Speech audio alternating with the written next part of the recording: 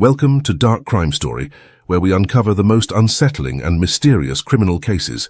In today's episode, we explore a chilling true crime from Franklin, Tennessee, in May 2005. This story shocked the local community when a dedicated mother discovered the deadly secrets her son had been hiding. This is the tragic tale of Martha Imel, a beloved librarian whose life ended in a horrifying way. Martha was a 46-year-old woman residing in Franklin, Tennessee. She served as a librarian at Franklin High School, where she was adored by both students and faculty. Known for her warm smile, Martha had a passion for helping students find books they would love. Her enthusiasm for reading was contagious, and she wanted everyone to share her love for literature. On weekends, Martha found joy in gardening, spending hours nurturing her vibrant flower beds, which added color to her home. Apart from her love for books and gardening, Martha's greatest devotion was to her family. She was the mother of 3 children, 17-year-old Jace and 8-year-old twins Chrysit and Boost. Martha was a devoted mother, always putting her children's needs first, and she often helped them with their schoolwork. Martha's husband, Thomas J. Imel, worked as an insurance agent. Although Thomas had a demanding job, he and Martha prioritized family time. They cherished their family dinners and enjoyed watching movies together. In May 2005, Martha was busy planning her family's summer vacation. They talked about visiting Disney World, which got the kids at Franklin High School very excited. Martha, preparing for the end of the school year, she helps students return books and talks to them about their summer reading plans.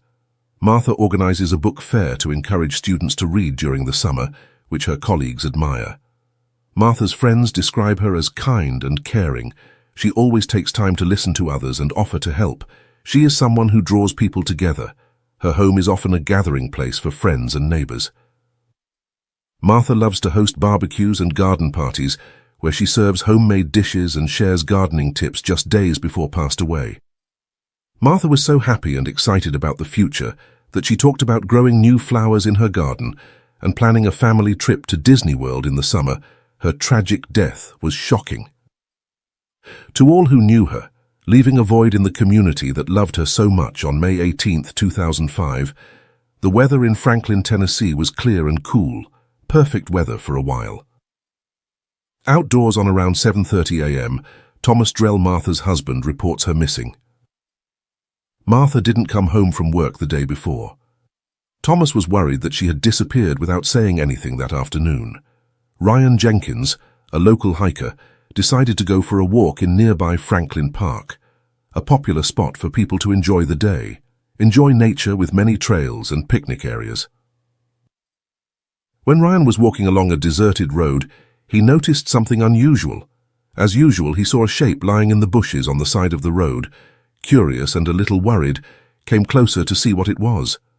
Ryan was horrified to realize it was the body of a naked woman. He quickly recognized her from the local news when Martha Imel, the librarian, went missing. Ryan was shocked and scared, his hands shaking as he pulled out his cell phone to look at it. Calling 911, he told the operator what he had found there and tried to stay calm until police arrived.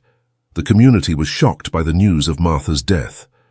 This news was reported on local TV channels like WKRN and in newspapers as tennis players were scared and heartbroken because Martha was a beloved member of the community when the news spread.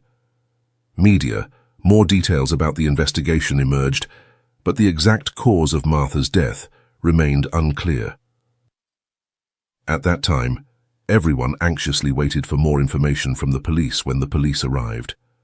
Crime scene in Franklin Park around 2 p.m. on May 18, 2005. Detectives Sar Owens and Officer Mark Davis, known for their careful and thorough work, led the investigation. They carefully approached the area where Martha's nude body was found. The scene was extremely disturbing. Martha's body showed signs of a violent attack. Detective Owens noted bloodstains around Martha's body and severe injuries, clearly indicating she had been beaten with a blunt object. Parts of her body were also missing, which was strange and alarming. Officers initially thought she may have been attacked by a wild animal after her death. The hiker who found Martha was visibly shaken and told police everything he had seen and done since discovering the body. The police thanked him for his help and assured him that they would find out what happened. Detective Owens and Officer Davis quickly secured the area to make sure nothing happened. Evidence is disturbed. They call in a team of forensic experts to help gather clues. Experts used tools such as cameras to take detailed photos of the scene and special kits to collect blood samples and other possible evidence. They wore gloves to avoid contaminating anything. The police worked carefully to understand what happened. They found sleeping pills in Martha's body, showed she had been drugged before being attacked. Examiner Dr. Linda Bastardi, who performed the autopsy on Martha's body. Dr. Bastardi is an experienced medical examiner, known for his precise work. When they searched the area where police search found a bloody baseball bat hidden under some bushes nearby. That may have been the weapon used to attack Martha. They collected fingerprints and any other DNA they could find on bats. The scene was very bloody, suggesting a violent struggle. Detective Owens interviewed people in the park and surrounding areas to see if anyone saw or heard anything unusual.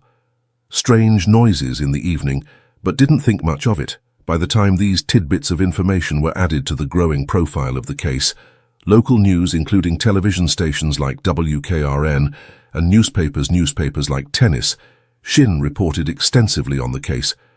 People in Franklin were in panic, many of whom could not believe such a terrible crime had occurred in their peaceful town. Detective Owens assured the public that they are doing everything possible to find out who is responsible for Martha's death as the investigation continues. Police know they must act quickly to solve this terrible crime and bring justice to Martha and her family. The first suspect that the police investigated was Thomas Gell, Martha's 61-year-old husband. Thomas worked as an insurance agent and was famous for being a dedicated person. However, he has recently shown signs of stress due to financial troubles. Thomas was the one who reported Martha missing when she didn't come home from work. Detective Sarah Owens and Officer Mark Davis brought Thomas in for questioning at the Franklin Police Department in a small, quiet interview room with only a table and a few chairs. Thomas looked sad and tired. Detective Owens began by asking him to recount the events of the day Martha disappeared. Thomas explains that the last time he saw Martha was when she left for work. In the morning, he said he was worried when she didn't come home before dinner time. He tried calling her cell phone, but there was no answer. He called several of her friends and co-workers, but no one had seen her. He finally called the police early the next morning. The police asked Thomas about their financial situation and noted that she's been under stress lately. Thomas admitted they were having money problems, but he insists that he would never hurt Martha. He talks about their plans for a family vacation to Disney World America, the #1 destination for families, and how they look forward to how to spend time together. Thomas's emotional state was clear throughout the interrogation. He was cooperative and answered them all, but he was also clearly confused. The police asked if there were any problems in their marriage or if Martha had any enemies. Thomas said their marriage was strong and they had sex often, and he couldn't think of anyone who wanted to hurt her. The police also searched Thomas's office in the car to find her. Any signs regarding Martha's death? They found nothing suspicious. His colleagues describe him as a hard-working and honest man, but they have noticed he seems more stressed than usual lately. At Alibi's examination, he was seen at home by neighbors during the time Martha was missing, and his phone records showed he had called friends and family looking for her during the troubles. Financial turmoil could be a possible motive. No firm evidence links him to the crime.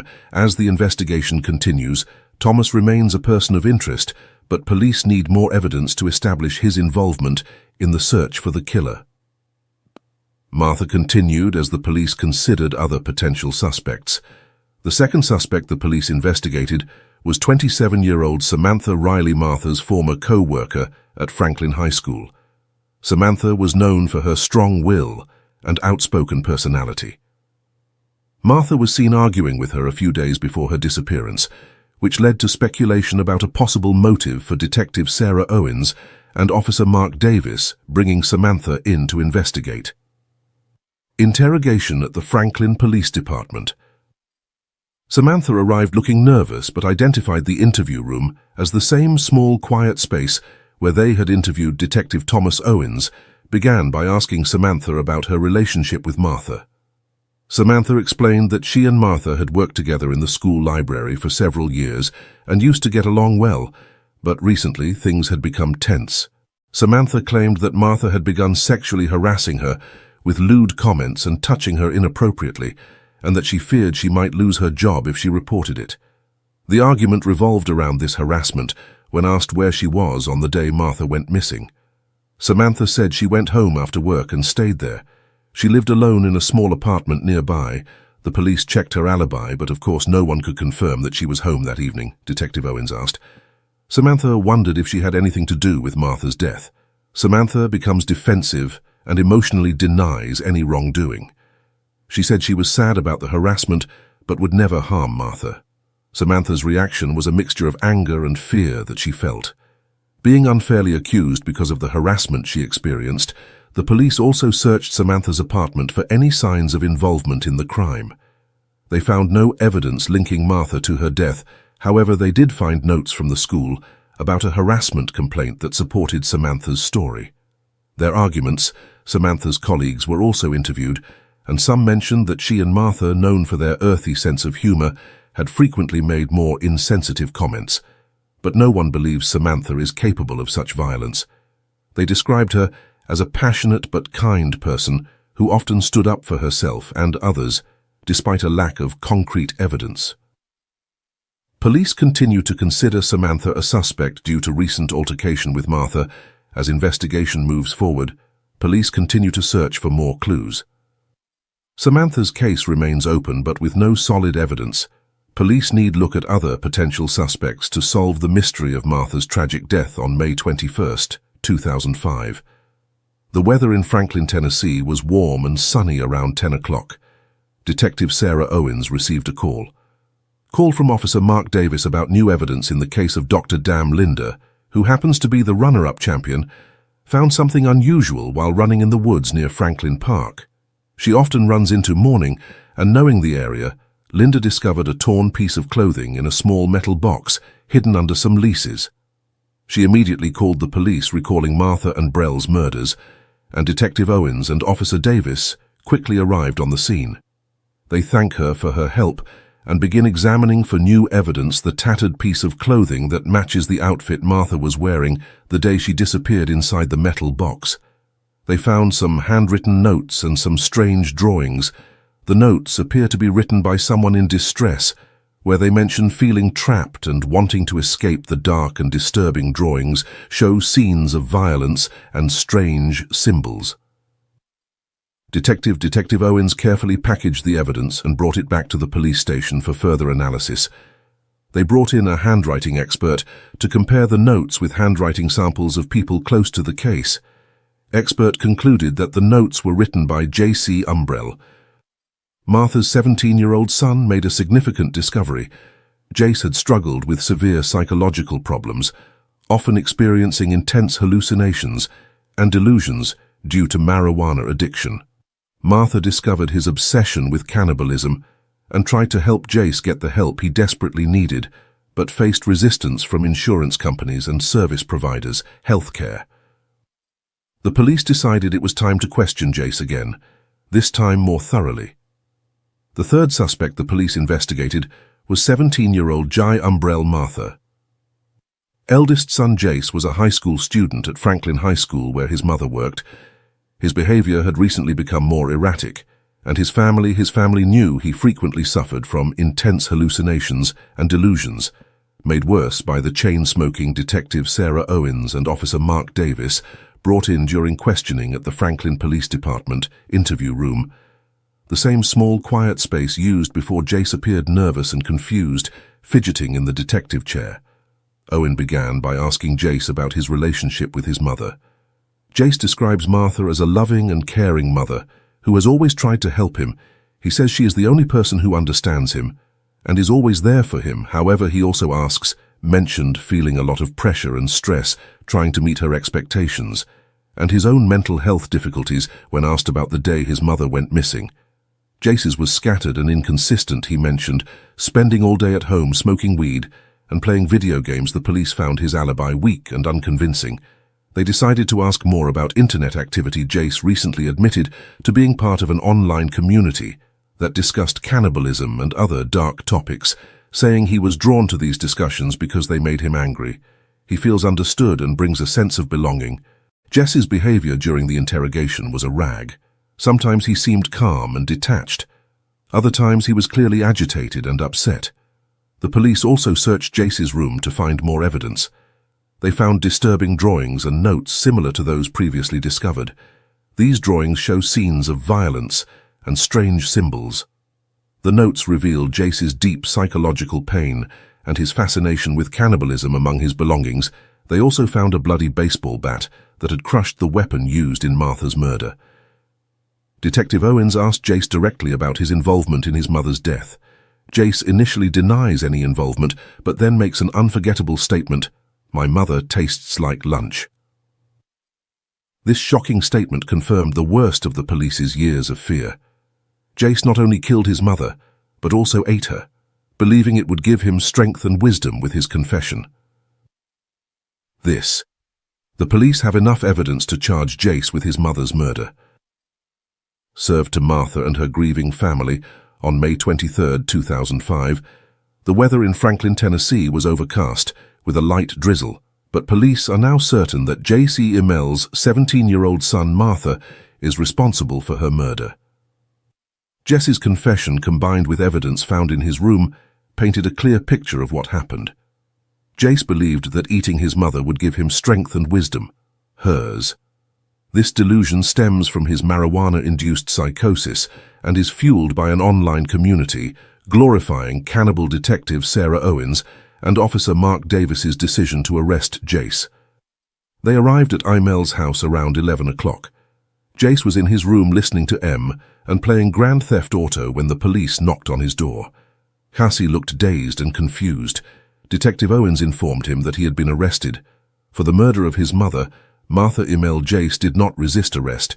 He was calm but appeared in a state of shock as he was led out of the house in handcuffs. The media, including reporters from television stations like WKRN and newspapers like Tenin, gathered outside. Jay shocked everyone by shouting my mother's case against Jace, detailing the horrific evidence. Jay Matthews's confession argues that Jace was affected by his severe mental illness and that the online cannibal community brutally murdered his mother. He emphasized the premeditation and horrific nature of the crime that prompted the maximum penalty.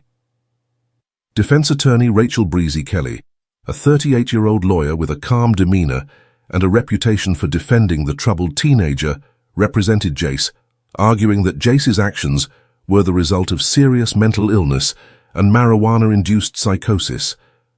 R. Kelly emphasized that Jace needed psychiatric help, not a harsh prison.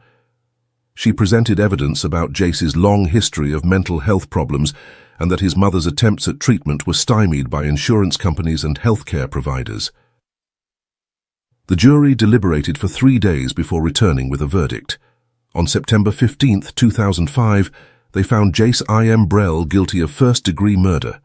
The judge was concerned about health issues. Jace's mental illness sentenced him to life in prison, with the possibility of parole after 25 years, also requiring psychiatric treatment. The verdict caused mixed reactions. Alan Matthews, prosecuting, felt justice had been served and ensured that Jace would be held accountable for his actions. Defense attorney Breezy Kelly expressed relief that Jace would receive psychiatric help, but she had hoped for a lighter sentence. Martha's family are saddened, but relieved that the trial is over. Thomas, Jess's father, struggles with the outcome. Torn between love for his son and the horror of losing his wife in such a brutal way, friends and neighbors felt the verdict was fair. Justice for Martha and Jace's need for treatment. The trial's conclusion left the Franklin community trying to heal. Media coverage has been extensive, and many hope that the case will draw attention to the challenges facing families face when seeking mental health treatment. The community-supported Umbrell family began a long process of honoring Martha's memory and dealing with the tragic loss of Umbrell Jace's trial in Franklin, Tennessee, gradually returned to normalcy. Often, the Umbrella family, still reeling from the tragic loss of Martha, tries to put their lives back together. Thomas Umbrell, Martha's husband, seeks solace in his job as an insurance agent to find distraction and purpose in helping his customers. Jason Brell is currently serving his sentence at River, and the maximum security has been receiving psychiatric treatment as part of his rehabilitation process. Healthcare spurs discussions about improving access to treatment for those in need as time passes. The wound left by Martha's death begins to heal. Despite the pain of her absence remains, the family finds solace in memories of happier times, cherishing the moments they shared together. Thomas focuses on providing a stable home and loving for their surviving children, who struggled to understand the loss of their mother in the years following Martha's death. The Umbrell family found moments of peace and healing among the pain. They honor Martha's memory through acts of kindness and service, keeps her spirit alive in their hearts. The Franklin community continues to support, united together against the darkness touched their lives. The case of Martha Umbrell is a stark reminder of the devastating impact of mental illness and the importance of mental illness. Accessible mental health care, Martha's story is one of a tribute to love and a tragic ending that could have been prevented. Join us next time on Crime Stories Dark Crime, where we explore the stories behind the headlines. Thank you for listening. True crime case solvers are more interested in real-life murders than mysteries. Remember, like and subscribe to our channel. And do you have any thoughts on this case or have your own case you want us to investigate? Please leave us a comment. Till stay safe. Through Criminal Case Solver,